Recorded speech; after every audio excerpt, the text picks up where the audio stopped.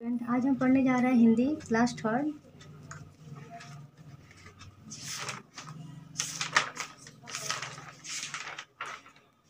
इसके पहले हम भी अच्छे इंसान बने ये कविता पढ़ चुके हैं और इसके शब्द अर्थ भी आपको मैंने बताया है। अभ्यास नंबर 1 बताए हैं, 2 ये भी बताए हैं। अब आते हैं अभ्यास नंबर 3, कविता की पंक्तियाँ पूरी कीजिए। क दीपक जलकर डैश सुख देना। आपको इस कविता को लर्न करना है, उसके बाद से इस कविता को कंप्लीट करना है। ऐसे ही आपके ख है, इसको भी आपको पढ़ना है कविता और इस लाइन को कंप्लीट करना है। जैसे यहाँ पे दिया है दीपक जलकर हमें सिखाता दुख सहकर सबको सुख देना। सेम इसी पैटर्न में आपको ख वाला भी करना है। अब आइए 4, सोचिए और लिखिए इनसे हमें क्या सीख मिलती हैं। पेड़ हमें क्या सीख देता है? पेड़ से हमें छाया प्रदान होता है।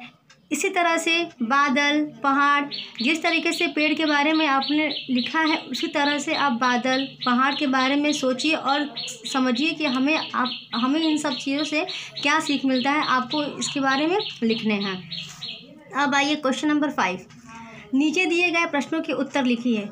क है अंधियारे को कौन दूर भगाता है। जैसा कि मैंने आपको कविता में बताया है कि अंधियारे को दूर सूर्य भगाते हैं, उसी तरह से आपको कविता को पढ़ने हैं और इन सारे क्वेश्चन के आंसर आपको खुद से करने हैं। ख बालक प्रभु से क्या प्रार्थना करते हैं। आपको बताया है मैंने बालक प्रभु से क्या प्रार्थना करते हैं। इसका आंसर आपको खुद से लिखना है, बुक पढ़ के समझ के। ग झरना गाकर हमें क्या संदेश देता है। झरना गाकर हमें क्या संदेश देता है, इसका उत्तर आपको अपनी कॉपी में नोट डाउन करना है। घ दीपक से हमें क्या सीख मिलती है। अब आते हैं भाषा की बात। सही शब्द पर सही का निशान लगाइए।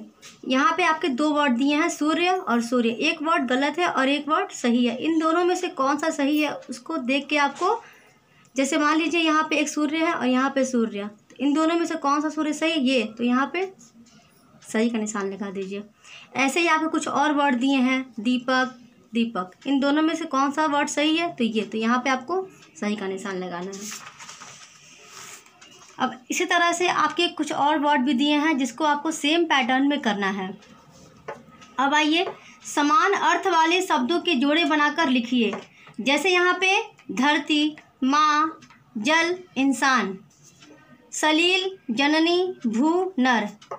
धरती और भू दोनों का अर्थ एक निकलता है, इसलिए आपको इन दोनों को जोड़े बनाकर लिख लेना है। माँ, जननी,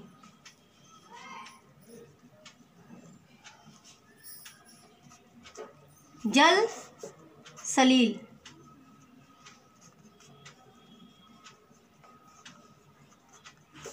इंसान, नर।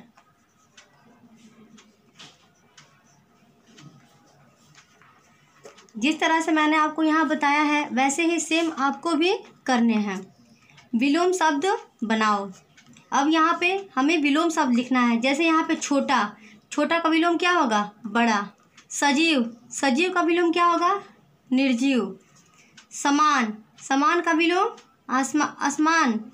सेम पैटर्न में कुछ वर्ड और भी दिए हैं, देवता, धरती, दुख। आपको इसके वर्ड विलोम शब्द बना के लिखने हैं। नेक्स्ट वीडियो में आपको बताएंगे बहादुर बच्चे के बारे में। तब तक आप इस कविता को पढ़िए और इसके पूरे अभ्यास को हल करिए। Thank you.